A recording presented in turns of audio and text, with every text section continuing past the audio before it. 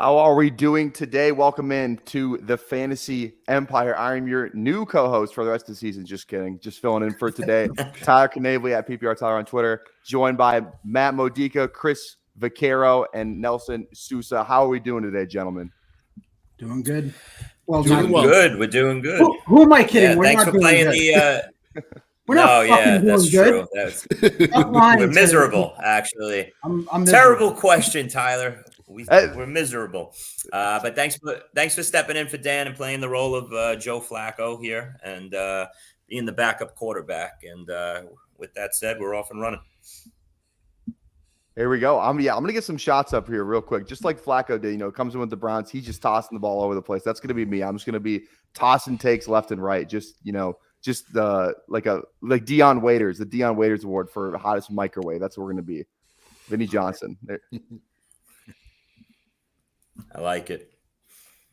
All right, so we just diving in right away so we got some takes here. Obviously, we're gonna do our top 5 observations from week 7. Mm-hmm. Chris, you want to go first? A lot of stuff, even like last night. I feel like a lot of takes just from last night, where it was kind of the deal when I was watching all the games. You had Cardinals, Chargers, Ravens, kind of Bucks was the big one. Obviously, a lot of injuries in that. What are you starting us off with today? Better be something good. Yeah, you know what, guys? Miserableness. But my first observation of this past week and really for the season here is I think this is the year that it's the end of the industry saying that the fantasy wide receiver position is the safe way to go. And that's why we got to draft all wide receivers.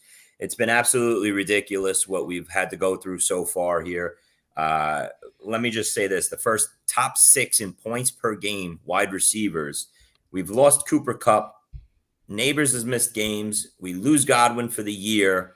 Nico's on IR. We lose Rice for the year.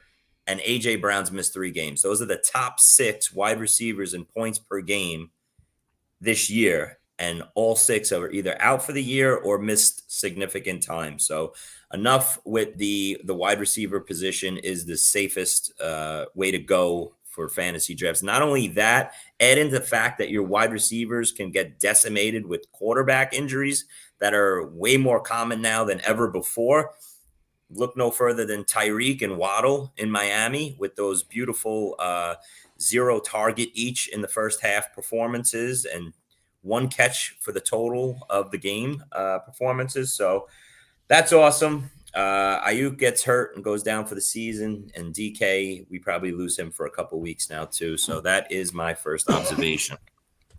Let me jump in on that. Chris, you hit the nail on the head there. The running backs, for the most part, robust running backs have been healthy. Mixon did miss a couple of games. He seems to be the straw that's stirring that offense right now, unfortunately, for everybody that invested in, Stroud and the Texans wide receivers. But it's basically, I was going to save this for one of my points, but I think it fits perfectly here. It's the rookie wide receivers we didn't think we wanted this year, or they were like the really late guys in drafts, or these sophomore wide receivers. Jalen McMillan now probably gets thrust in. We're seeing Troy Franklin move, get more involved each week. The Browns, we saw Cedric Tillman. As much as I want to cut Jerry Jeudy, Jameis came in the game and he threw 5 straight passes to him. I mean, he only caught 1. But, we're watching this evolve. And, for me, a guy like Polk is a pile. And at some point, New England's got to give Javon Baker a shot. So I just wanted to throw that in to kind of piggyback off that. I think we got to come up with a new rule on this show that we don't mention Jerry Judy's name anymore. I'm done. It's over. And him and Christian Watson right now are on the serious hate list for me. I don't know why I have these 2 guys rostered at all. They're just the most frustrating wide receivers of all time. So, Nelson, what do you got? Yeah, no, I think I want to just pile on with Jerry Jeudy because, listen, at the end of the day, like, I'm miserable, so I got to vent, and someone's going to have to take the brunt of it. And Jerry Jeudy is basically one of those guys that I definitely invested in this year, and I've never been a Jerry Jeudy fan.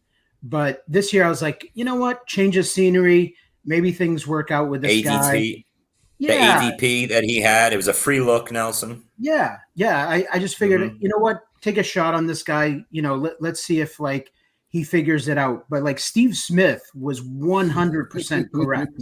Oh yeah, that I forget if it was a Thursday or a Monday night Thursday game. Thursday The night. Thursday night Go game. That well. And I just remember him just like going off on Judy and Judy having like, just the way he reacted to it. Like he did not react like an alpha type wide receiver. He reacted like a little baby. And Steve Smith's one of the best, like hard-nosed, hardcore wide receivers to ever play the game. So like when he's calling you out, you probably should take notice rather than like take offense to it. That should be something more of motivational. And this dude he's just not a good wide receiver. It was and this past week, and this past week goes and adds on to what we've been seeing for 7 weeks here in fantasy football. We all think, all right, listen, we can maybe slide Jerry Jeudy into a flex position here with Cooper out of town. He's going to be the top guy, a lot of targets. Maybe it leads into a nice 15-point fantasy game or whatever. And Tillman and Njoku are the two main guys, 12, 14 targets each, the two of them. Judy's pushed aside. And what's going to happen next week? Everyone's giving up on Judy. Who's going to drop him? Who's definitely benching him? No one's going to play him. He's going to have his 10-catch, 140-yard game, 2 touchdowns, I'm sure, with Winston throwing to him. So that's just been the story of the season. Nothing. It's bizarro world. Nothing makes sense. Yeah. I mean, with Judy here, it's like you could put a bunch of these guys. Like, do you want Tillman versus Judy rest of the season? Do you want Bateman? I mean, I really want to drop Judy, but if Jameis is going to be the quarterback, the fact that he threw 5 targets to him late in the game, it's like it's a wait and see. Yeah, just like you said. But there's guys I want to pick up, and he's like my one drop. It's like, All right, let's. Sorry, I was going to say, guys, there's definitely players on the wire that I'm going to pick up, and it's going to be Judy's going to be the drop, and it's not out of spite. It's just I feel like there's particular players that have more value moving forward than I think Judy will. Mm-hmm. I think we're overlooking the Jameis Winston factor in all of this, though. Like the Jameis factor, it's a real thing. Like he's going to throw the ball. It's not like their running game's unreal right now. Nick Chubb just coming back. He scored a touchdown. Good for him. Yeah, Jerome Ford out. Deonta Foreman's like the most mediocre running back probably in the league right now.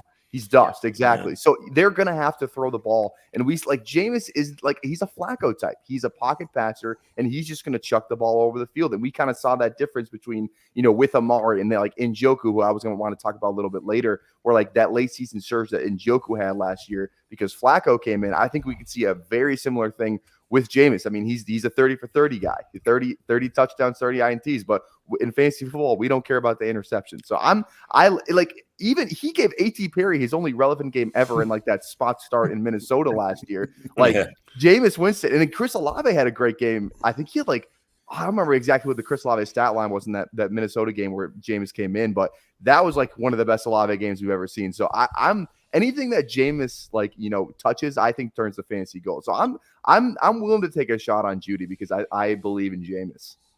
I think Tyler brings up a good point because I've talked about this of certain quarterbacks unlocking wide receivers. And we started with Flacco, with Josh Downs, right? And I think we're seeing it with Drake May, that he's going to be able to unlock a couple of Douglas and Henry. Yeah. Douglas, I think he unlocks Douglas 100%. I just think, the illness thing played a factor, whatever. I think you got to chalk it up as, he comes in the game. Yeah, listen, he does have the eye for Douglas, Nelson. You could see that right away. He caught 2 balls in the first couple minutes of the game.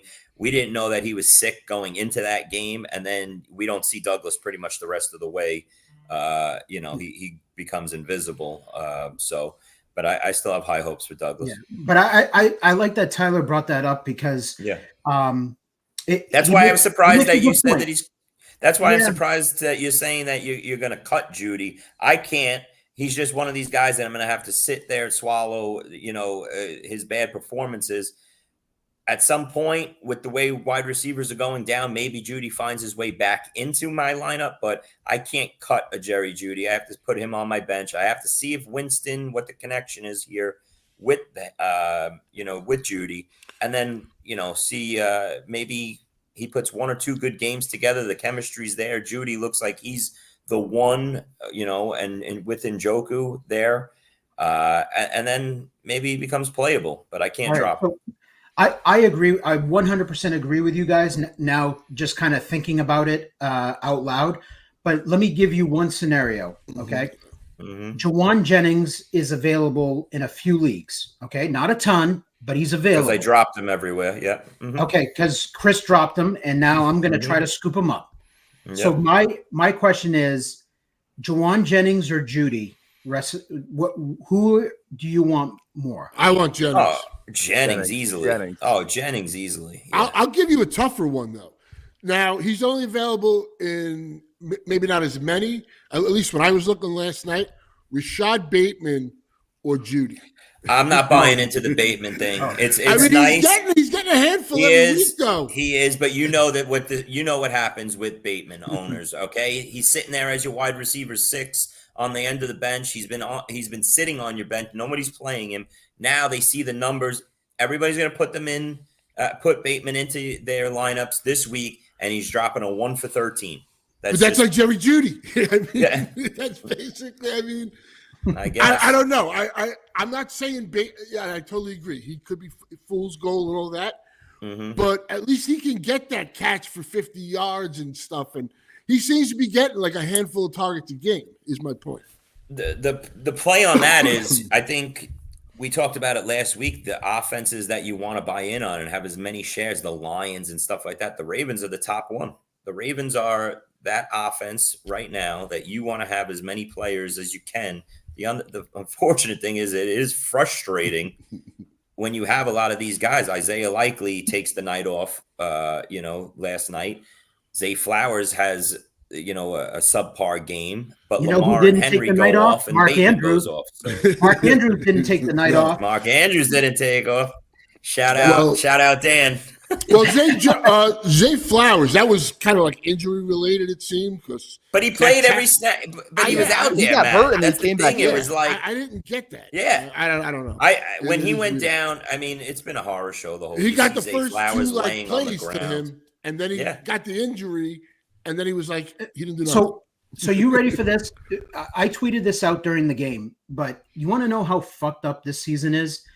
Mark Andrews now is outscoring Travis Kelce, Dalton Kincaid, and Sam Laporta. Ridiculous. We were ready to cut Mark Andrews. Ridiculous. He was absolute garbage. Okay, and he's outscoring those guys. We would never dare to cut Kelce, Laporta, or Kincaid. Well, maybe Kincaid, but Laporta and Kelce is not getting cut by anybody. And Andrews is outscoring them now. That's nothing. Perfect. It's Bizarro week. Bizarro year. Mm-hmm. That's perfect because it dips right into my next takeaway, which we are going to get to after we listen to a word from the Podfather.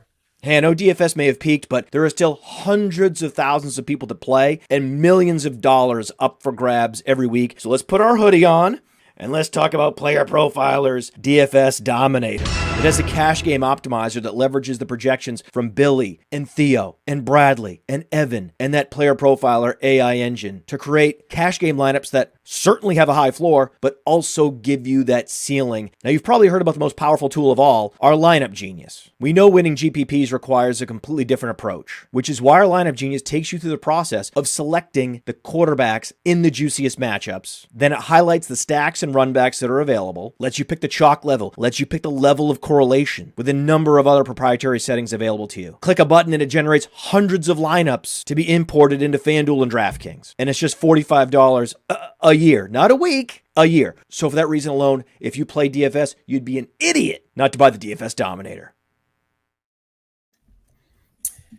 Yeah, guys, you guys told me right before the break about the tight end. That leads me to observation number 2. And I think we need to do an ESPN 30 for 30 one day on the disappearance of Sam Laporta. from his rookie season Yeah. to the second year. And what the hell is going on? It's an absolute mystery. This is Sam Laporta's stats after 7 weeks of fantasy football. 14 catches for 224 yards and 1 touchdown. The guy is averaging two catches a game. Okay. I think Brock Bowers has that in one game. In one game. Yep. We were drafting this guy as the first tight end off the board this year. Okay. He might be the biggest bust pick of fantasy all time. It's unbelievable. Every week I'm like, all right, looks like a good situation for Laporta to get his season going. He's got to be battling an injury. You got to wonder if you find out like after the season that, he came in hurt into the season. If you remember in August, he took a lot of time off. It was questionable if he would be ready for week 1. I wonder if he's dealing with that sports hernia that you always hear about in football, that football players get, where they fight through it, but they're just not the same. Their movement's off, but it's like, hey, we're not going to shut you down for a long period of time, like gut through it. Maybe he's dealing with something like that, but it's really ridiculous. And now with Jameson Williams, and now here we go again. Another player that we want to give up on, but you can't. And now we have an excuse for him with Jameson Williams being out the next 2 games due to suspension. Maybe he gets those targets, but in this year, it'll probably be 7 targets to Tim Patrick and another 8 to Khalif Raymond, and Laporta will drop a nice 2 for 12 type game. So that's my second observation. Yeah, that's what I was going to mention, the JMO factor and all that, because like now it's like next week. And by the way, the only touchdown Laporta scored on was that flea flicker against Dallas. Like that's like it was like and that was his only catch in that game. It was like he had a 1 catch, 43 yards. Back-to-back 1 catch game. Yeah, Exactly. back-to-back 1 catch game. So I don't even know what the deal is with him. Like, is the emergence of JMO just really, hindered the Sam Laporta, game plan type of deal? Jameson did nothing last week, though. No, exactly. So Jameson's doing nothing too. Khalif Raymond and Tim Patrick, and Tim Patrick. There was an insane bid in one of my primes. Somebody bid like $500 on Tim Patrick. Oh, that's ridiculous. I was like, but all seriousness, props to Nelson. He had Laporta on the fade list. I really didn't get involved with Laporta neither. It was McBride if I took an early one, and my other 2 were Kittle in the midsection, and Bowers was my guy. So hopefully AOC breaking his finger, I think was a good thing for us Bowers owners. Yes. Yeah, I mean, listen, he's a dream right now, Bowers. We've talked about him every week. It's just, target heaven right now, and hopefully it should be the rest of the year. But back to Laporta, I think we were all out on Laporta. I only have 1 share. It was a mid-5th round, one of the latest that Laporta went, and I couldn't pass on it. So I wasn't touching him. To think that when draft season started, Laporta was going in the 2nd round of drafts is wild to me, and then fell all the way to the 5th by the time, our live drafts went the last week of August, early September. But Laporta, there needs to be an investigation on how this guy went from a rookie season superstar every week to missing in action. Yeah, just real quick, because we're talking about the tight ends, I guess we'll tie this in. Obviously, in Njoku, we saw really pop this week. Andrews again. So, like Hunter Henry. Yeah, that's what I was saying. Henry, Kraft, these are guys we see. Will Disley come out of nowhere last night. I mean, credit to the quarterback. I mean, that guy throwing for 350 yards with that receiving core was pretty amazing. Because, just look at the names. Jalen Reagor on there. It was just a sight to see. So the tight end, you're maybe getting some lifelines out there. Yeah. So my whole J-Dot again. Yeah, as well. My observation was actually the tight ends, and it's kind of is the tight end not elite tight ends or early drafted tight ends, but is the tight end position back? Because if you look at how we started the year and where we're at now, we are in a much better tight end situation where in week 1 there was only 5 tight ends who went over 10 PPR fantasy points. Week 2 it was 8, and then week 3 was 6. And then these last 4 weeks, we've had 10, 16, 13, 16. So and we got guys that are on the rise here too. Like you just after this week and going into next week, where we got Njoku, we kind of already mentioned that with the Jameis factor and him being the tight end 1 in the week. We got Mark Andrews, who had 2 touchdowns, maybe not as much yardage and receptions as you like to see, but still 2 touchdowns for Mark Andrews. George Kittle, who is the only pass catcher left from the abundance of guys they normally have. He's like their number 1 weapon now. You got Cade Otton, who, he got a ton of balls last night, and now he's going to kind of seem to take over some of that, in the middle of the field, short yardage stuff that kind of Godwin was known for. I think that could kind of slide over to Otton now. And then even a guy who I've always loved the entire offseason was Jonnu Smith, who was the tight end 2 on the week. 2 is coming back. I think he puts it off its perfectly. So you don't like Jonnu Smith, dude? That's my guy. No, the Jonnu Smith thing was hysterical. 7 catches, 96 yards, and Awesome. a touchdown. While Tyreek and Waddle are sitting there, the me, please, sir, please feed me, give me something. More porridge. And nobody played Jonnu this past week. There was 0. I bet people are going to drop some money on him now that Tua is coming back for sure. What's crazy with Miami? So there's some I guess Tyler, to answer your question, there's some life.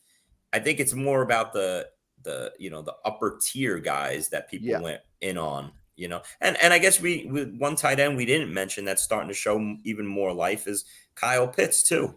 Mm-hmm. So I guess there is some life on that. My next observation, guys, stick a knife in Baker Mayfield and Brock Purdy going forward. We lost another 2 top 10 fantasy quarterbacks in a year where the fantasy quarterback is absolute dog shit. And Baker was a top 3 or 4 fantasy quarterback weekly. And now with Godwin done for the year, Evans is going to miss a lot of time. I think I could be wrong with that, but early morning, I think that he's finished. So take Baker out of those plans. He was carrying teams. And Brock Purdy, who knows what to do with him? Ayuk's gone. Debo with this pneumonia situation, probably misses multiple weeks, and then they have a week 10 bye. So he's out for the next probably month. Leads me to my question. If you have, before that, Lamar, Josh Allen, and Jalen Hurts, those 3 quarterbacks, if you own them, you're sleeping like a baby at night. You feel great. You're walking with a little strut in the morning with those 3 guys. Yeah. Chris. Hold on, Matt. If you got those 3 guys, who is your next 3? If we were doing a top 6 fantasy quarterbacks the rest of the way, who would be your guys 4, 5, and 6 rest of the way? I'm interested to hear that. I mean, I got to think about that for a second, but just real quick. We're talking about this quarterback situation. This was going to be my number 1 observation. There was a gift on the waivers on Wednesday night, and there was still a couple on Saturday night, and nobody was picking up Drake May. I got 22 shares of this guy now in 350s. Matt, that's all well and good. But Drake May isn't hitting the board as a weekly consistent top 6 or 7 fantasy quarterback that's going to lead your team. 100%. That's going to lead in 2 games. No, he isn't. He's got 29 points and 28 points. I'm playing him the rest of the year over my Mahomes teams. I would play Nelson. I would play you if you had if you could suit up over Mahomes. Like you just mentioned the top 3 quarterbacks, and Jalen Hurts. I wanted to get this point in. Watching that, he had 3 plays that made his week. That one pass to AJ Brown and the 2 tush pushes. He was terrible. He sucks too. I'll agree with you, but the points are there. But the points are there. Yes, he can run. That was the most efficient thing that you're ever going to see on 3 plays. He got basically it's embarrassing to throw for 110 yards. And sure, a lot of them, Barkley had a lot of big runs and 175 rushing yards. So that probably took away. And then they had to take the foot off the gas late. The fourth quarter was useless. There'll be bigger days ahead. But for Jalen Hurts versus that Giants secondary to throw for 110 yards is embarrassing. But I haven't liked what I've seen out of Jalen Hurts all year long. So far. But you knew the points are there. Be a Saquon game, Chris. Of course. And I didn't mind it. New York. I was prepared. I'm actually happy that he got away with the points that he did, because I really thought it was going to be all Saquon and they weren't going to get anything done in the passing game. I didn't think that Hurts was going to have any chance of sneaking any touchdowns in. I thought that Sirianni was just going to hand it to Saquon, and he wanted Saquon to put up 204 touchdowns on the Giants. And just to agree. get back to Baker and Purdy, like these guys, and you're right, because that was my stock down guys. But just to get back to it, now if you have a guy like Drake May, I'm going to start Drake May. I'm not saying don't start, Matt. I'm not saying don't start Drake May. No, I'm not the saying he's a was, top 5 who's your guy. top 6 guys after the big 3? And if you don't want to include Hurts, that's fine. But I think the industry as a whole, we all agree that it's Lamar, Josh Allen, and Jalen Hurts that make you feel the most comfortable rest of the season at a position that absolutely sucks and is tanking teams. Yeah. Nelson, we talked about it the other day. You throw a Matt Stafford out there that's in a good spot. He gives you 5 fantasy points. You're not getting 5-point fantasy. Patrick Mahomes won 3 points at halftime. Purdy 1 at halftime.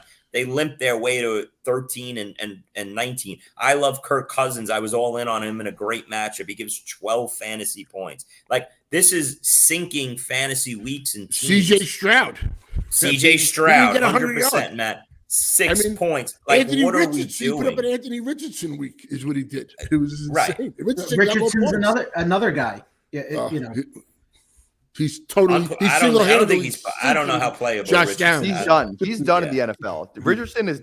I've like you just can't keep trotting this guy out there. He's not the savior.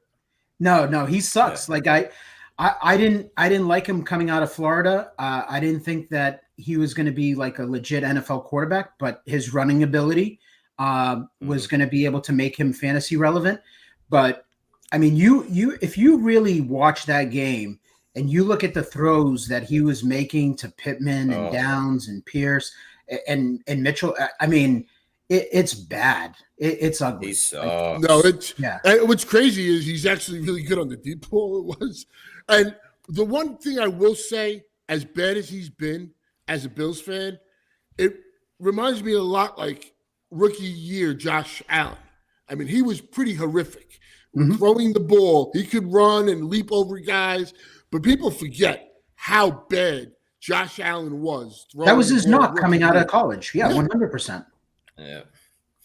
I get it. So back to Drake May, though, because I want to touch on this because it's a small sample size and I try not to overreact, but at the end of the day, we have to make decisions. We're into week 8 and I'm looking at some of my teams and I try to be patient with a lot of players, but at some point you have to make decisions, and players after 7 weeks have kind of told you a story of who they are. And I think coaches also have told you a story of what they think these players are. And I look at it as Drake May, playing him over some of these quarterbacks that we could talk about. He's averaging 28 points a game right now. And Jacksonville was a prime spot, and I just played the matchup, and I started him over Mahomes. But against Houston, first game, like that was a tough matchup. Houston's, a solid defense. So all I'm saying is that moving forward, I'm not going to get carried away and say top 6, but top 12, Drake May is in, like, he's starting. Okay, so you're saying he's startable. He's startable. I don't have a problem, Nelson, with Drake May, a top 12 quarterback and startable. But I'm saying who's a top 6 guy that you lock in every week after the big 3, and Drake May doesn't enter that conversation for me. Rest of the season comp, who would you rather have? Or I don't know who would you rather have. I think it's really close. He does not have the supporting cast. Caleb Williams or Drake May. Caleb Williams. What did Caleb Williams do? The last 2 weeks against Carolina or Jacksonville, he had his big weeks. What did he do versus Houston? He had 9 points. What did he do his first few weeks? This guy's come in, and he's got nobody. That's why I think Javon Baker has to get inserted into this offense to give him a deep threat kind of aspect. But I think this kid can run. He throws a good ball. And he's already done it twice. So Okay. I'm not saying All he's a right. slam dunk and he's, but I'm Let's really revisit- excited about Let's him. revisit this. Let's revisit this next week, Drake May. Once he starts, he's got the Jets He's got the this Jets. week. Let's see if he does it. If he breaks 20 fantasy points, I'll I mean, and Caleb has the next 3 weeks, really nice schedule. Washington, another couple. But then he's got a 6-week stretch where it's all NFC North and the 49ers. So that's going to be interesting as well. Like when you look at like legit quarterbacks that we've been starting every week or is in the conversation, like Anthony Richardson, Mahomes, Dak, okay, and maybe those three guys. I'm starting Drake May over those three guys moving forward. I don't have a problem with the first two, but I wouldn't start him over Dak. But that's just me. I think to answer your question too, like the rest of the top six, like the rest of the top six has to be. I don't, like maybe you can make a case for some other guys, but I think it's Daniels, assuming that he's good to go next week. It's Kyler, and then it's Jared Goff. Like those feel like the guys that I feel really good. Whoa. You got Kyler in there? You have Kyler, that piece of garbage in the top six? I like Kyler in the top six. Oh my God. No, I love Kyler. I loved Kyler. I can't anymore. I'm so down on Kyler. Chargers right are a good now. defense. He has the rushing. I don't know how touchdown. I hear you. I don't know how nobody has locked in Jordan Love as number 4. Yeah. Yet. And Nobody sees Jordan Love. You mentioned it all. Yeah, Love I'll agree with. Geno Smith's leading the league in passing entering this game. No. But I'm saying he was, and he still hasn't had a week like Drake May has in his first 2. Just making points here. I'm just throwing out something. You're playing NFFC scoring. You know, this guy's got Metcalf. He's got Lockett. He's got maybe the RB1. So just making points if you're looking at scoring. All right. My point is, I guess my next 3 after that would be Jordan Love, Caleb Williams, and Jaden Daniels. Those are the only 3 guys after that I feel comfortable in. Yeah. I'd put Love in a healthy Jaden. Yes, a healthy Jaden. I wouldn't put Caleb in there. What about Burrow? I feel like Burrow right there. He's right there. Right there, Nelson. Yeah, right there, like 7 or 8. I would have him rest of the season. I guess I'm just higher on Caleb rest of season more than you guys, just because I've liked what I've seen the last 2-3 weeks. I think he's finally starting to get it. The game's starting to slow down on him. We'll see now coming out of the bye. It looks like before the bye, Keenan Allen was finally getting healthy and moving along. Same thing with Komet. That's another tight end to throw into the mix that we forgot about when we were talking about tight ends was Cole Komet. Looks like a solid top 10 option there. So I just think it's all falling, nicely for maybe Caleb Williams to be right there in the top 6. I'll agree for the next 3 weeks. He does have a very nice schedule. Coming off to Matt, I'm just trying to survive week to week here, buddy. I don't know about you. I'm not looking too far down the road. No, but I think people don't do this enough. I think context matters. Like it really matters. Like when you see somebody go off, like look at Javonte Williams. Like they were parting the Red Sea for that guy in the first half. Like there were 3 clips they showed you where it was like Moses came out there and he had lanes to run through. Yeah. Listen, last point, and then I'll swing it over to you guys. I know my points, we're getting into deep here, but we didn't touch on this last week. The trade happened right after the show, the big Davante Adams to the Jets thing. I don't know. I just want to get this out there. The whole industry, everywhere I was listening and hearing, everybody was like, rest in peace, Garrett Wilson. He's done. Everybody down on Garrett Wilson.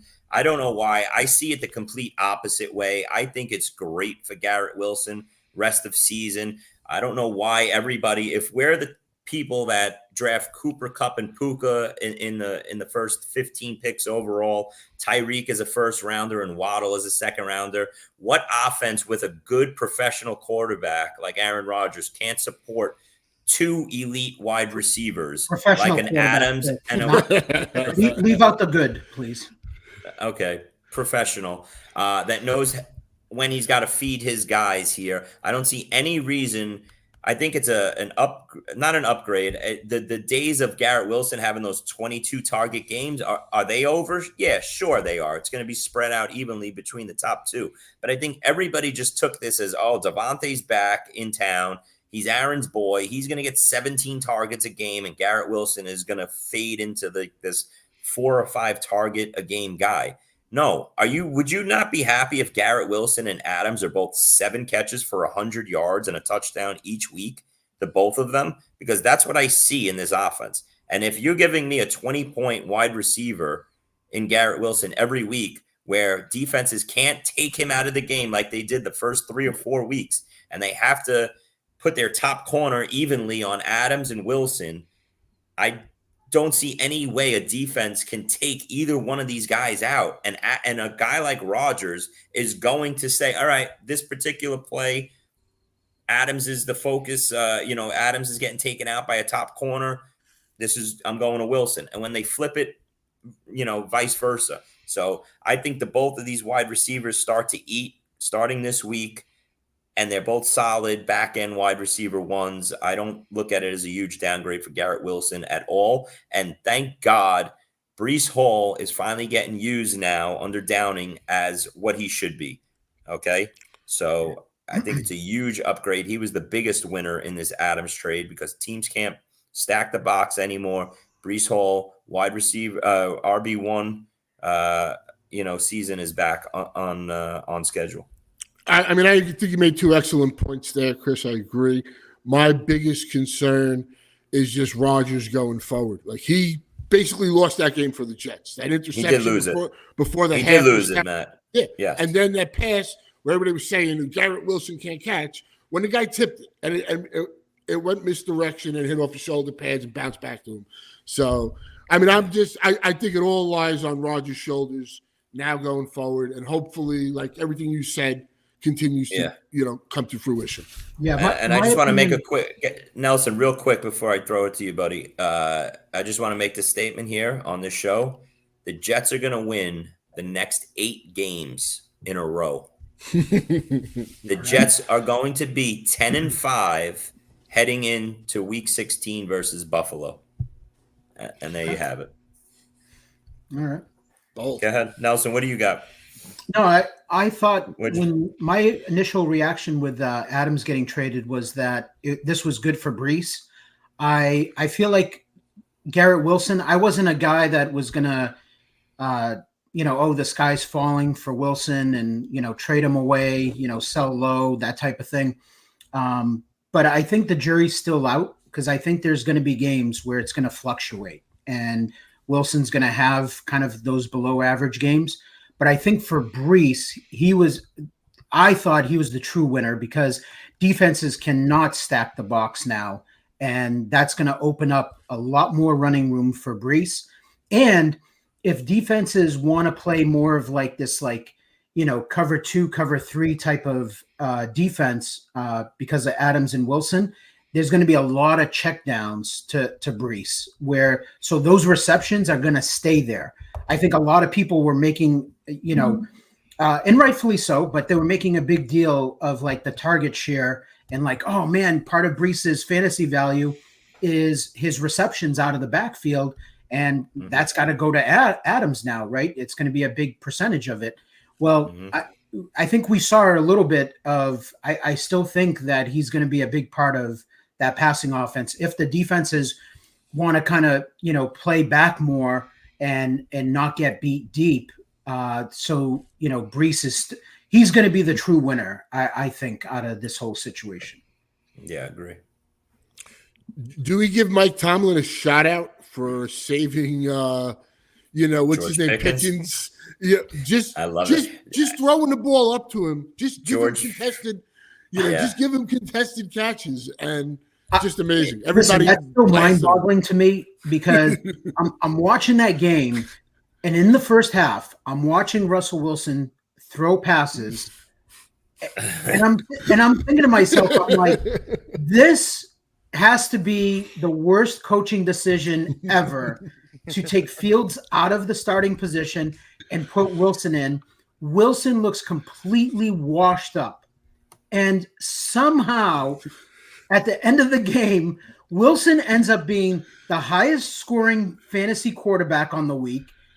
They put up a 37 spot or whatever it was on the Jets defense, and like he unlocked Pickens. I'm just like, this is like fucking bizarro world. Like I don't even know what's going on. Like how did that happen?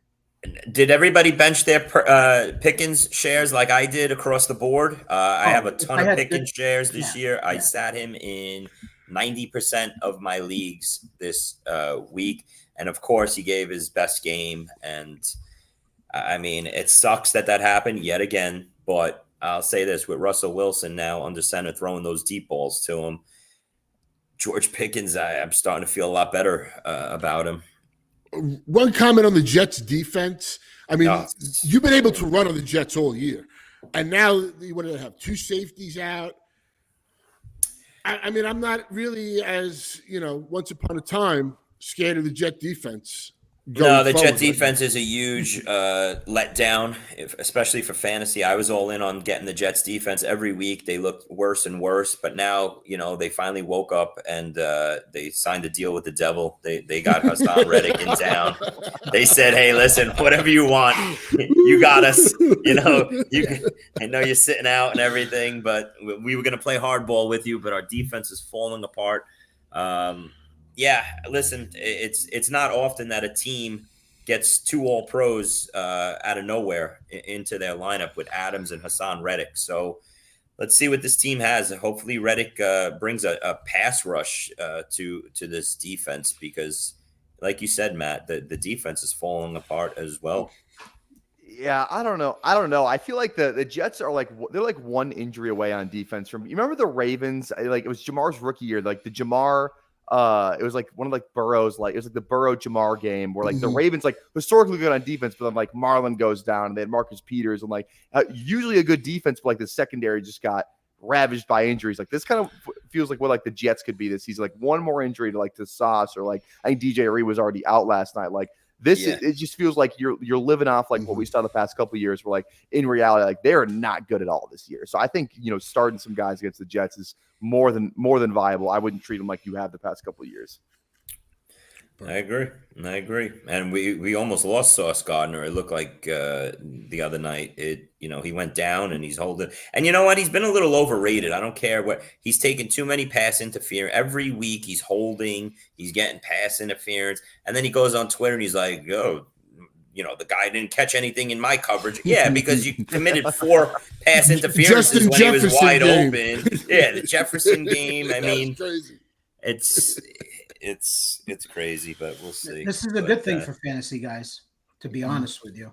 Yeah. The Jets giving up 37 points to the Steelers, and moving forward, if that's going to be the case where they're giving up points, that's good for fantasy for Adams, Wilson, and Brees. No doubt. They're playing in more high scoring games. How do we value Aaron Rodgers rest of season now with Davante Adams?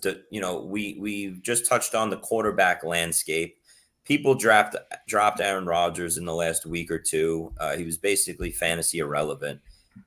But with how bad quarterback is and the talent that the Jets have, added on with what Nelson just said about the defense not being what it was, could we see Aaron Rodgers 300 yards and 3 touchdown weeks? Is he a startable fantasy quarterback now going forward? And if you had the choice of a Pat Mahomes, Aaron Rodgers team, who would you start going forward?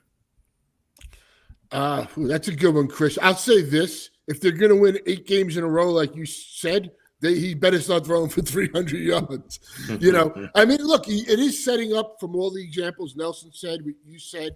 I think the Mahomes-Rodgers comparison is pretty much going to come down to a matchups play each week. Because, I mean, Mahomes has been pretty horrific with the passing game. We saw it again this week with Worthy, wide open. Should have been a 70-yard touchdown, and he overthrows him. Even missed Kelsey on a deep play. So there's concerns. Yeah. Yes.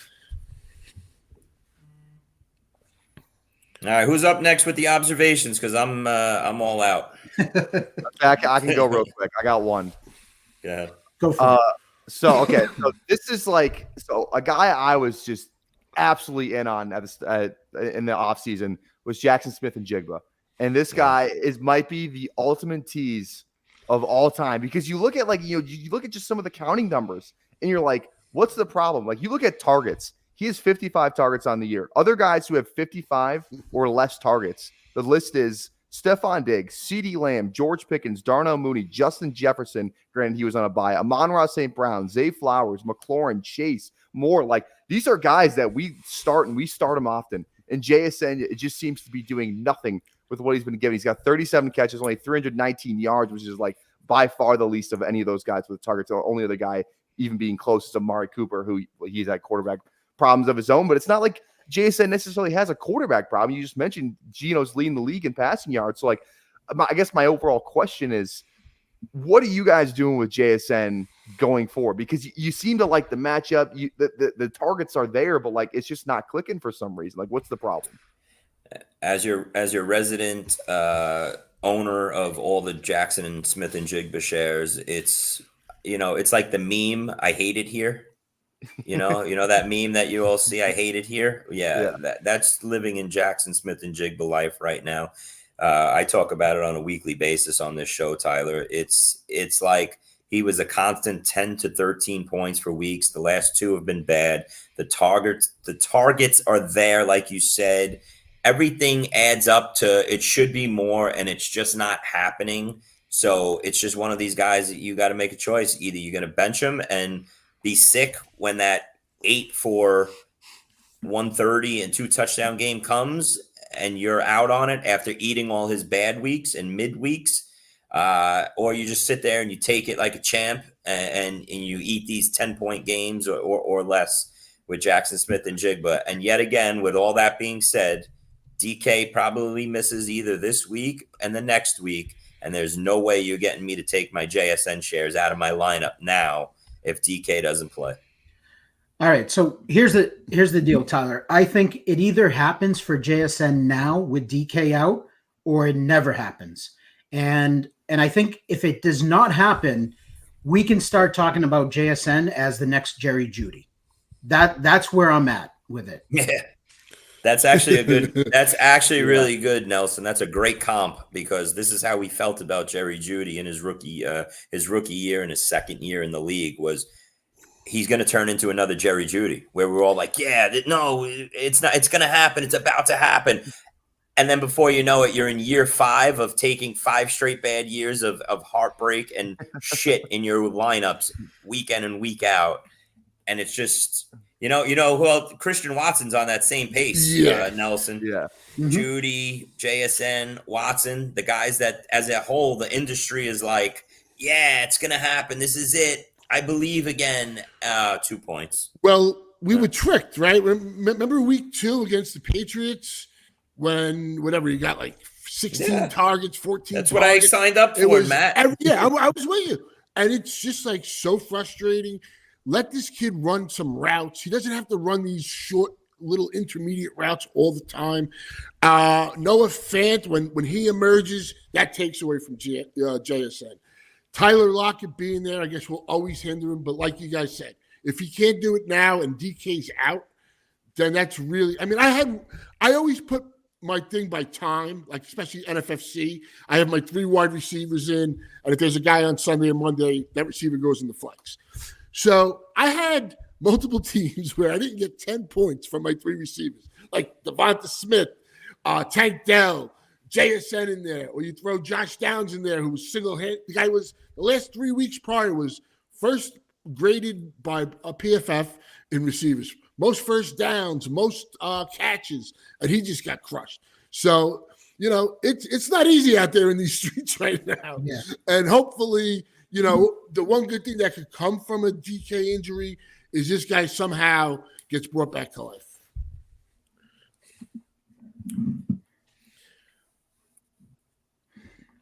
Frustrated. Go ahead. Who's next on the observations? I'll go. I just got 2 little quick ones left. I just wanted to point out, like week 6 for me was probably one of the greatest fantasy weeks I ever had, or it was up there. where if you play like FFPC and you see the scoreboard, it's either green if you win or it's red. And I mean, I pretty much it was like the Emerald City for me. And this week was like the total opposite. And I kind of knew it was going to be regression because it was kind of like after week 3 when things were going really well. And then week 4 happened, which was pretty much like this week.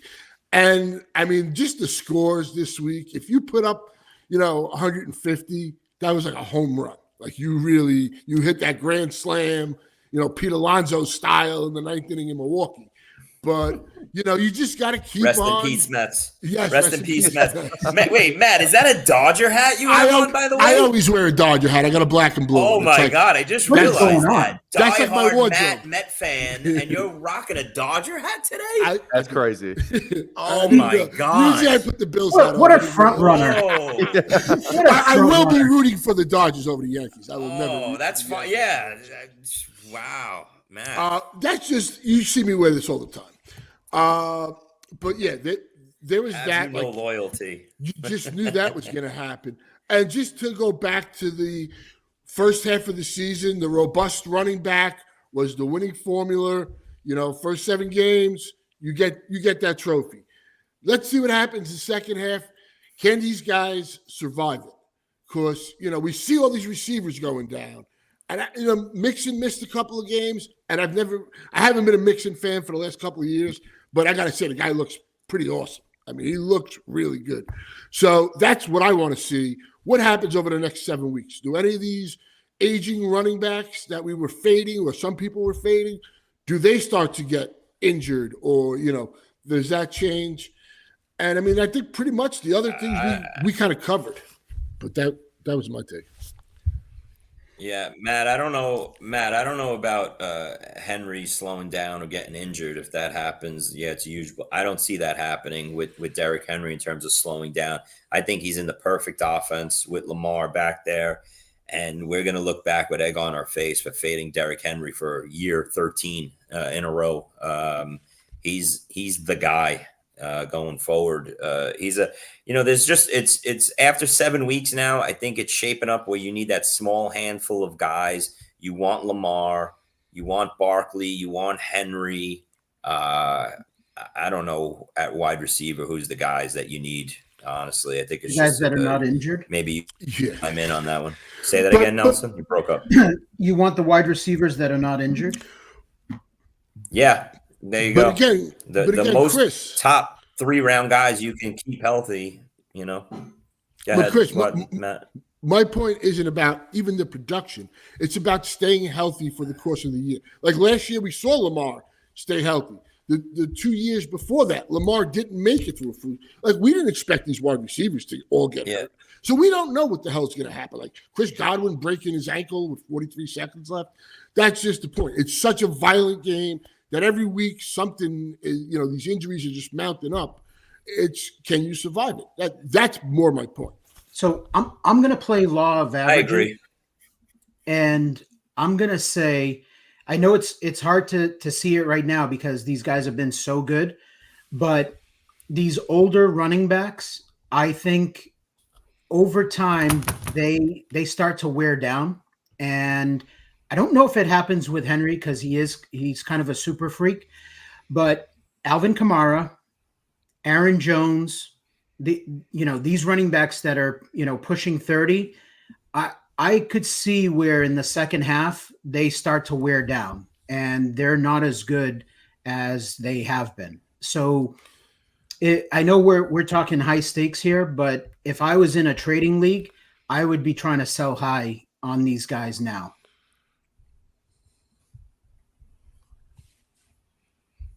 Okay. Yeah, I like it.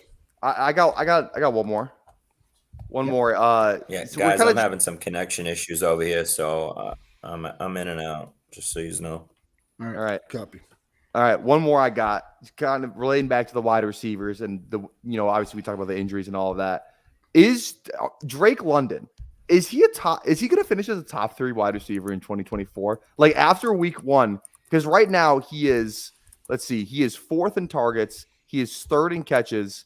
He's about top 10 in yards, and he's tied for 2nd with 5 receiving touchdowns. Like, is this guy just going to be kind of who we like. It kind of felt like he jumped the shark a little bit. Like he was going at the end of the first round, 1-2 turn, kind of in that range. At least that's where he was going on an underdog. And it was like this guy hasn't finished as like a top 30 wide receiver yet, and we're already projecting him in the first and second round. But like right now, he's the wide receiver 3 on the season. Is he really just going to finish as a top 3 wide receiver? Do you guys like him going forward? Because he's been an absolute stud the past 4 weeks. He's had 12 for 64, 13 for 12, 154 and 1, 6 for 74 and 1, and then 6 for 63 and 1. It just like seems to always be that touchdown that's kind of saving him, but he's getting the touchdowns. Like he's a red zone throw. That's kind of his play style. So what do you guys think about Drake London? You're not, well, for me, Tyler, you're not going to hear me disagree with you, because I was heavy with Drake London going into the draft season. I'm heavily invested, and for me, it was more of I was always high on the talent. I think he's very similar to he's kind of like a Mike Evans, but I think he actually might be a little bit better route runner than Evans. But like strong hands, he can go up for it. He's just a strong physical receiver, imposing, and he just needed the offensive coordinator to unlock him. And I think with, Robinson coming over from the Rams, and you've heard now them talk about it. I don't know if you seen that, guys, but they talked a little bit about like the coaches were speaking highly of him, and they were saying how they were using him in the Puka way in that role when he was with the Rams. And now he comes over, and that goes to show you that coaching matters, because Drake London with Arthur Smith is like that meme or that picture that you see of like that real like shitty broken down house, but there's like a McLaren in the driveway, right? That was London with Arthur Smith as his offensive coordinator last year. And so I was always strong. I was always bullish on the talent. I just felt like he needed the offensive coordinator to unlock him. And I think you're seeing that. And I don't think that's shocking. Like, I don't think that's like a hot take to say like he finishes, top 3, top 5, for fantasy for wide receivers this year. Yeah, I think Captain Kirk just needs to stay upright. And, that's his new guy. He's just going to go to him. And, the Falcons Seahawks game didn't turn out the way we wanted, ultimately. We, definitely expected some more points there from the Falcons and stuff. But, yeah, I kind of agree with both you guys said. Real disappointing. The last 2 weeks, Kirk Cousins, I think it was 16 points 2 weeks ago, 12 this week in NFFC scoring. The potential is there for him to drop 30 fantasy points on a weekly basis in this offense. Just hasn't happened, but I'm sticking with him. It just sucks that I had to eat those last 2 games. Yeah. One more comment that I wanted to make, guys, was in the offseason, I had gotten some information with Cousins in London and how they were hanging out with each other. And I made this comment in the FTN Discord chat, and I said, listen, guys, Cousins in London, developing a relationship. I wouldn't go as far as saying like, they're going out to breakfast or whatever. I don't know those details, but I do know they're hanging out, right? And they're becoming the Stafford Cup breakfast narrative. They went to eat breakfast together. What were they doing though, Nelson? That's the key. Were they double dating? Were they going to the movies together? I said it in the Discord chat, and I said it in the off season. I said, guys, last time we heard this type of narrative or this type of information was Stafford Cup. And that's all I'm going to say. Oh. Well, did you hear about they went to Florida? They go hang out with John Gruden.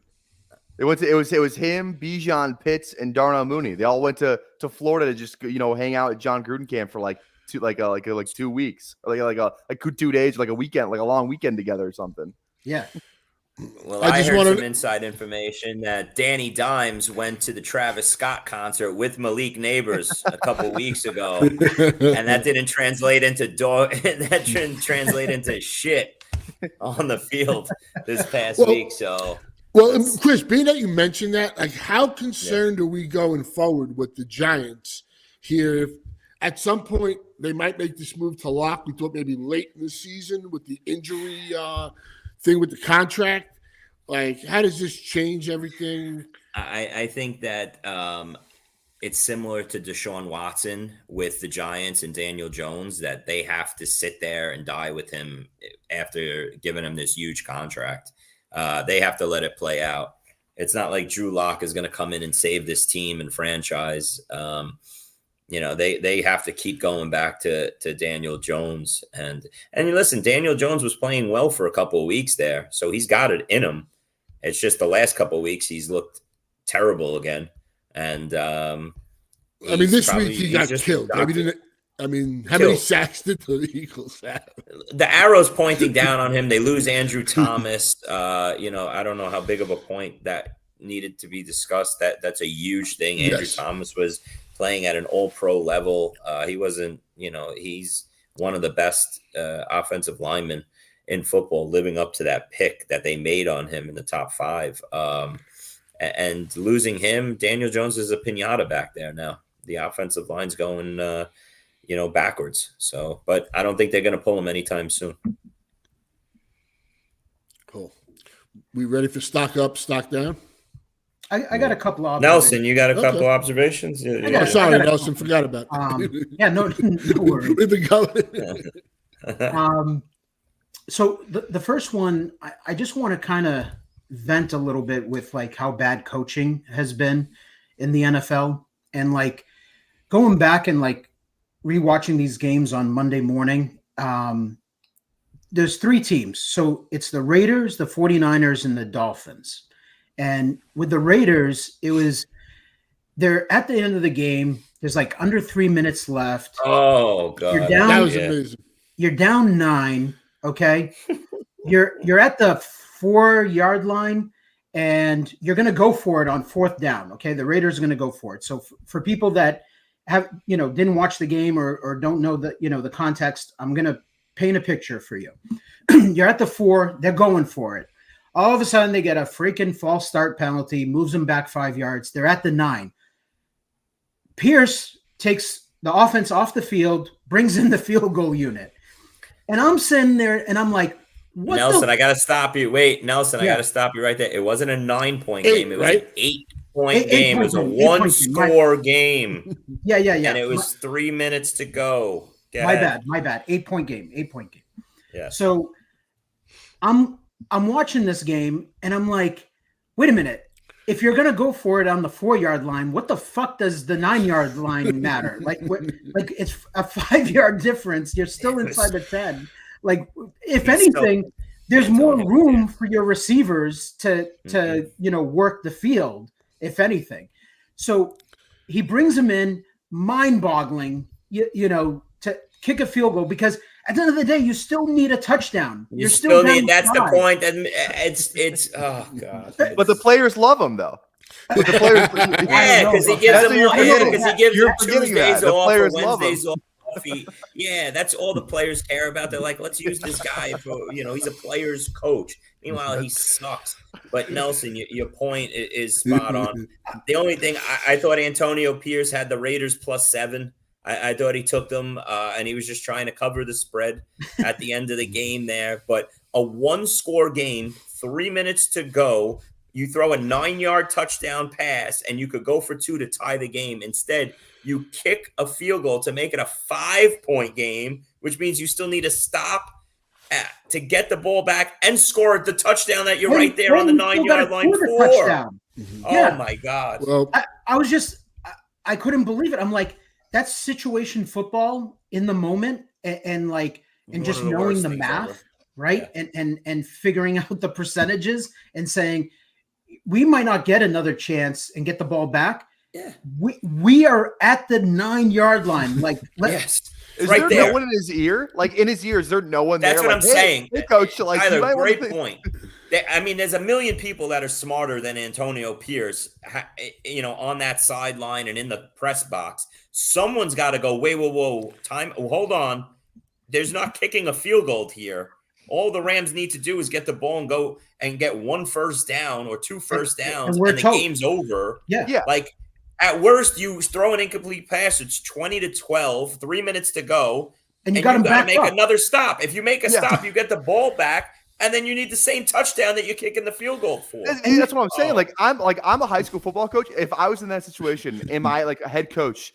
I would run down the sideline. I'd be like, "What are you doing?" Like, it just makes no sense. I don't understand. Yeah, I mean, I'm the same, Tyler. I've been doing coaching for a while and things like that, and it's like these kind of things. Besides fantasy football, it drives me nuts because I'm like, this is the NFL. It's the fucking NFL. Like, it's the elite of the elite. You cannot be this bad. And this is why we sit on our couch and people like us are like, wait, what are you doing? And it's not like they're smarter than us. No, we're right. You guys are idiots.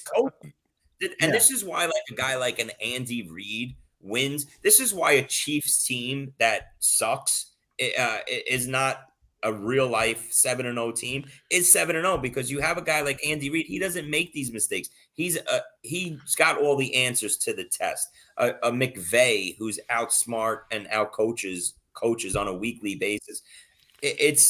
There's the difference in coaching levels. A guy like Andy Reid's laughing at an Antonio Pierce across the sideline when they play each other. And they play each other this week. Yep. Yeah. And just because we're talking about the Raiders, shout out to the Rams defense. That was one of the smart moves I did last week. But the Raiders are in the bucket with Carolina and these other Tennessee. These are the teams to stream against. Every week, these are the teams, if you can get that defense that's out there, target them and stream against them. Yeah. So, by the way, and another quick point, another week, and this was the worst fantasy week I can ever remember. Okay. It was terrible. We can talk about it till we're blue in the face, but another really good week for fantasy kickers. Cameron Dicker had 22 points. I picked up the Vikings and Seattle kickers from all my Dallas kicker shares. That was like 17 points and 13 points. Like, I had kickers were on a lot of my teams my highest scoring player again. Steelers kickers just consistently good. What the hell is that? Drop. So Boswell. Yeah. Boswell. He's consistently puts up like 14, 15. Yep. So my next observation was, this is still back in bad coaching, the Dolphins. And we touched base on this, and Chris mentioned this, but I'm watching that game also, and it was painful to watch because like both offenses just fucking suck. Like I was just like, I don't understand how like there's not points being scored here with these two teams. But with McDaniel, I know there's been a lot of talk of like, he's a fake good coach, and it might be right. Like this might be true, where how do you go into halftime? And it's one thing, like I've seen it where like you're at halftime and like your top receiver has like 0 targets, and it's like, whoa, like how did that happen? The defense, the coverages, we don't force it to our guy or whatever. But for Tyreek and Waddle both to have no targets whatsoever, like that's mind-boggling. Like that's bad coaching. It's one thing if like Tyreek had 0, but like Waddle had like 5 targets in the first half. That's one thing. But to see your top 2 receivers, both of them with 0 targets, nothing, I don't know. Like I think at some point that's just bad coaching. And the reason why it's bad coaching, Nelson, it jumped out to me every week, but it jumped out to me even more last night. Watch what the Ravens did last night. They designed these plays, quick swing passes to Zay Flowers out wide, just hike the ball, boom. If you go a half a quarter or 1 quarter with a Tyreek Hill and a Waddle not catching the ball, or any team, Davante Smith this week, these are all players. You got to go with those quick screen passes. Just put the ball in their hands. Let them touch the ball. Not having these targets. We saw it across the NFL. I can name 10, 15 wide receivers that dudded. Deontay Johnson, one catch, just on and on. But when you have the type of talent and caliber, you have two $30 million wide receivers in Hill and Waddle. They're both rabbits. They both have all the speed. If you go more than one quarter without designing those passes, those quick screens that just get the ball in their hands, then you're doing something wrong as a head coach. Okay. Yeah. There's no way you go into halftime with 0 targets for both Waddle and Hill. And that's why they showed that scene on the sidelines where Hill and Waddle are laughing, and they're laughing at McDaniels like, we're just useless. So should we even get up off the bench here? Do you want us in there? You don't need us. You're not using us.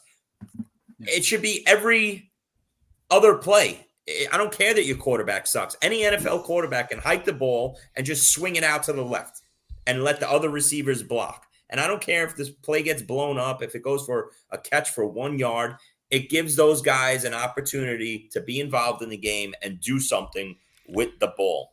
So that's the most frustrating part. When I see big-time receivers with 0 catches in the third quarter, it's like, oh, my God, how does that even happen? I mean, for me, the biggest indictment on the Dolphins and McDaniel, who we all called a genius, is just look at last year and even the year before. Like, Garrett Wilson was averaging over 12 points a game last year with some of the all-time worst quarterbacking. And you're telling me you got 2 guys that are really good and none of them can get the ball? I mean, Jaxon Smith's the only guy that's capable of catching a pass. So, I mean, when I see what Garrett Wilson did last year, with, like I said, some of the most horrific all-time bad quarterbacking. And Miami's got some bad quarterbacking, but I think Snoop's better than whatever the Jets had last year. I don't know about that anymore. Maybe not, but he sucks. He sucks. Yeah. But look at what the Jets had. Everybody that sucks. And Garrett Wilson was still doing it. So I'm just perplexed by that. It just blows my mind. I want to know why they cut Mike White. Why'd they cut Mike White, dude? So, we've talked about this on the show, Ty. There had to be a money issue. As soon as they signed Tua to the huge contract right there, Mike White was making some decent money, and they probably couldn't afford to keep him, so they let him go. But Mike White would have saved this team. There's no doubt in my mind the last month and a half. 100%. 100%. Mike White's a gunslinger, and he could get the ball out. He was one of the better. Is he on a team right now? Is he even on a team right now? I don't think so. Let me look. That's a good that's a good question. So that part was frustrating. And then another coaching in the moment situation was the 49ers game, right, with Kansas City. They're down 2 scores. There's like 9 minutes left. And I want to say it was like 3rd and goal, maybe something like that. And at this point, remember, Purdy has no Debo, no Brandon Ayuk. Okay, they're both out of the game. You're playing Chris Conley, Ronnie Bell, Pearsall, first game, as a rookie. Jacob Cowing, first game, basically. And you have Kittle. And I'm sitting there like, Kansas City's well coached. They're a good, very good defense. Gonna double Kittle here, in the end zone. So I'm thinking to myself, run the ball with Jordan Mason here. Okay, you're like 5 yards out. Maybe he gets it to the 1, and now it's 4th down, and now it gives you a choice of like, we're probably not kicking the field goal. We're probably going to try to punch this in, but you're down 2 scores. So I'm like, nah, Shanahan's not going to call a pass play here. Like, why risk it? Because like, who are you throwing it to? Like, if they double Kittle, which I'm going to big brain this and say, as an offensive coordinator, that's my go-to guy, but they're going to double him. So you know what? Let's just run it. Maybe Mason, we catch him by surprise. Mason scores and we're good. If we get stuffed, we kick the field goal. Let's get back on defense. And now we're down 1 score. No, he goes and throws it. And Purdy, like, terrible decision, throws the interception. And I'm like, you can't do that. You can't do that in that moment right there. Down 2 scores. You got to come away with points. That's these are the things that like watching these games, I'm just like those particular like moments, I'm like, that's so bad. Like you're costing your team the game, and it's really on Shanahan. It's on Purdy, made a terrible decision. No one was open, just throw it away, okay? Or take the sack. But like it's on Shanahan for calling a pass play there. So like that's another thing I wanted to just vent was like those were like the 3 ones that like stuck out where I'm just like, this is just bad coaching. You know, like the 49ers I know they've had injuries and everything. They haven't had CMC, but Mason's been very serviceable. Okay. Even without CMC. And you look at the 49ers record, like, I don't know, man. They're in trouble, man. That's bad coaching, man. Like they lost to the Rams where they fucked around and they had the lead in that game and they let the Rams right back in it. Okay. That's just bad coaching. And then the NFC is falling apart big time, you know, to your Niners point, Nelson. You know, I think the Lions are one trade for a really good D lineman away from walking to the Super Bowl out of the NFC, in my opinion, because I don't see any competition for them. That's just the way I see it. I know the Vikings are playing well, but I can't see Sam Darnold keeping this up. He's starting to turn into a pumpkin a little bit. I don't know, man. That Vikings defense is legit. Vikings. I think the Vikings will be right there. Like I said, I think they're right there. Maybe with the Eagles, maybe they'll stick around. I think those are the 3 teams, Chris. That's it. I would throw the Packers in if their defense can, the secondary gets healthy. And the Packers have been solid. Yeah, that's fine. But I mean, teams have fallen. We just lost 2 big offenses this week. I mean, the Bucs offense and the Niners offense just dropped out of the race for fantasy owners, and that's huge because think about what it was supporting. I mean, I know Ayuk wasn't having a good year, but you had to assume that he would turn it around. You're losing everything out of this. You lose 2 big fantasy quarterbacks. You lose 4 wide receivers now with Debo out. Evans, Godwin, Ayuk. I mean, we're limping here. We're limping as we go on. We're walking into week 8, and I don't know the right players you want as a whole. Like the fantasy, it's shrinking week by week is what I guess the point I'm trying to make here. And good players are just dropping by the wayside at every position. It's really getting tight. Yeah, and that brings me to what my next observation actually. With these teams losing all these wide receivers, these are playoff caliber teams or teams that have playoff hopes. So I don't think they're just going to mail it in. So I think they're going to trade for a veteran wide receiver or for wide receiver help.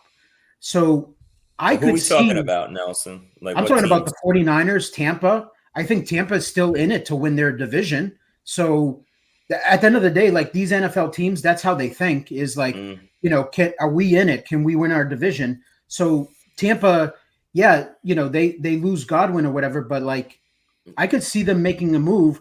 And one thing that I've heard, is that there's connecting the dots is potentially them trying to work out a trade with Cooper Kupp with the Rams to get Cooper Kupp. And the reason for it is because Cohen, who's the offensive coordinator there, is from the Rams. So you insert Cooper Kupp, he essentially takes over for Godwin, and he hits the ground running because there is no learning curve. He knows that offense. So that's one thing that I'm hearing. And then the other thing is like San Fran, they lose these guys. I could see them going out and trying to find a wide receiver. A team that's basically, toast like Deontay Johnson. Carolina's not playing for this year. They're playing for next year. Tennessee, I could see, Hopkins.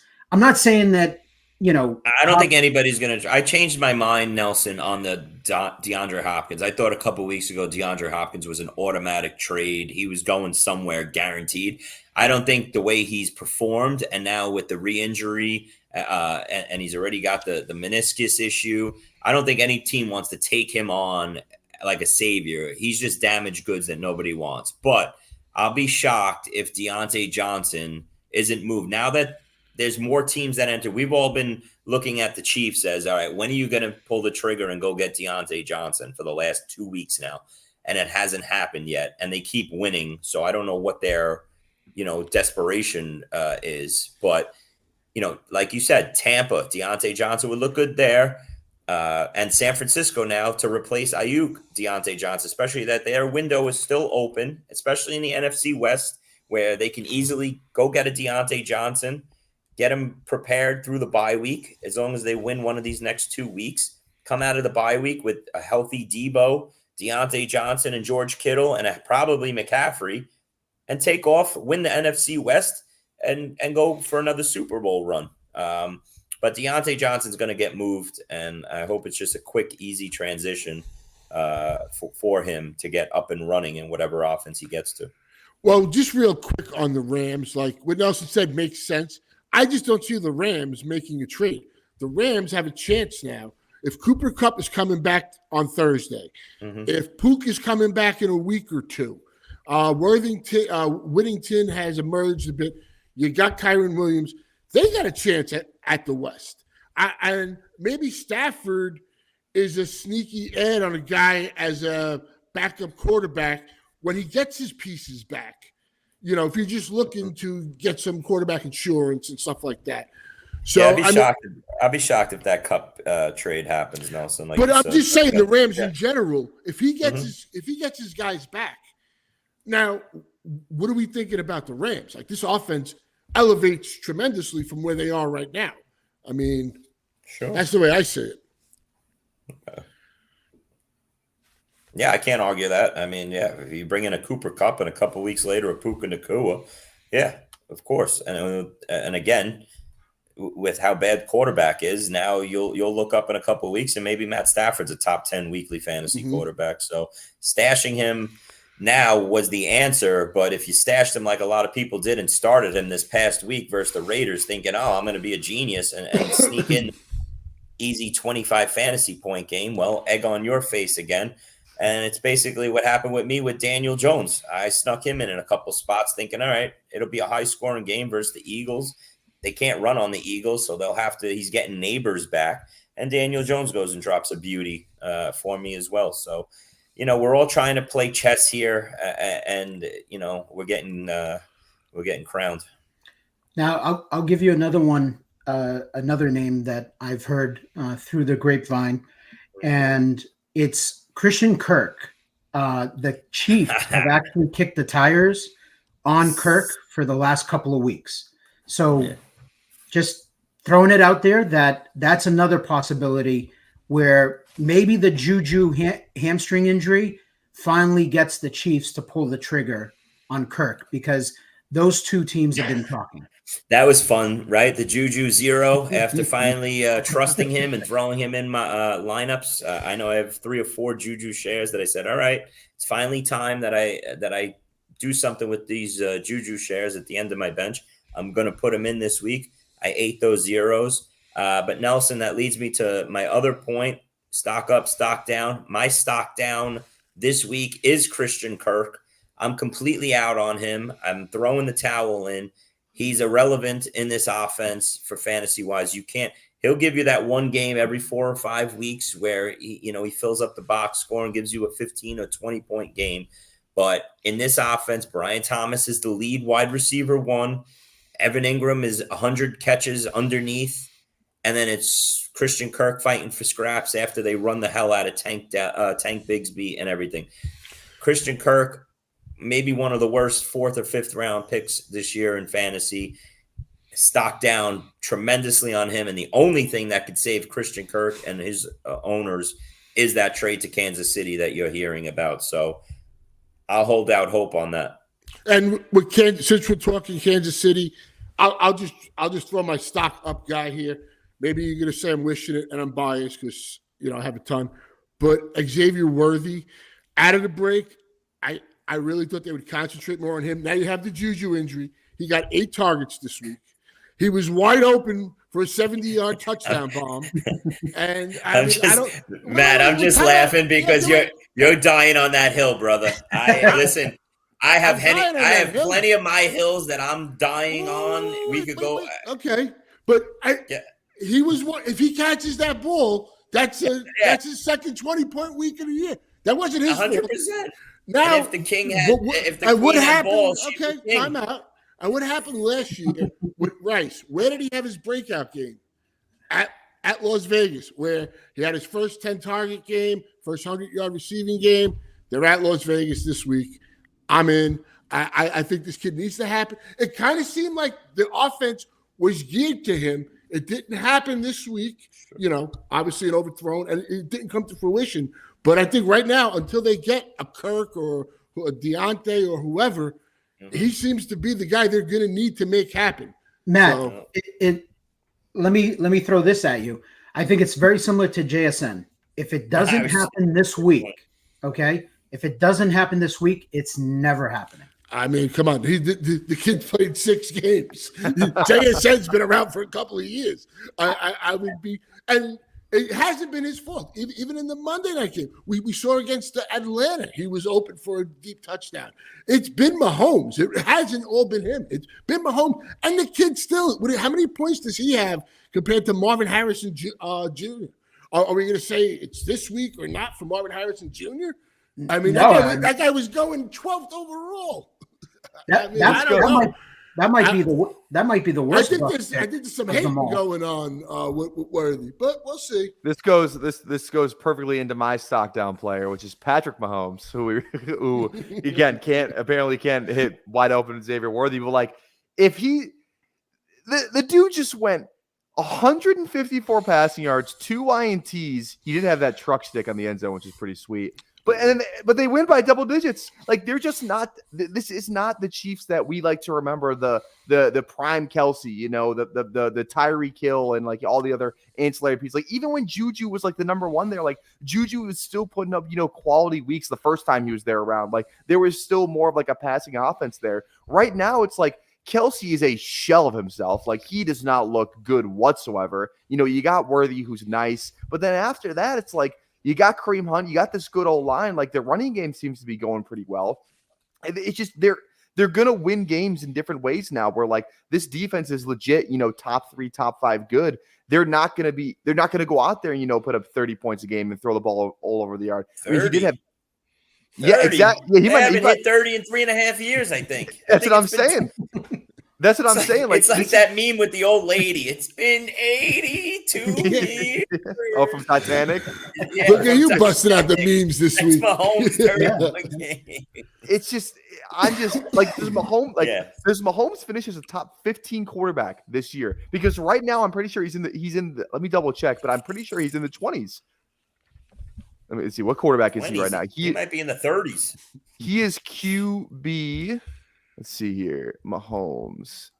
I got to find the points. Here we go. Mahomes is QB. What is this right here? He is QB 22. QB 22. Like, does he finish as a top 15 quarterback? No. I drafted this guy to be the elite QB1.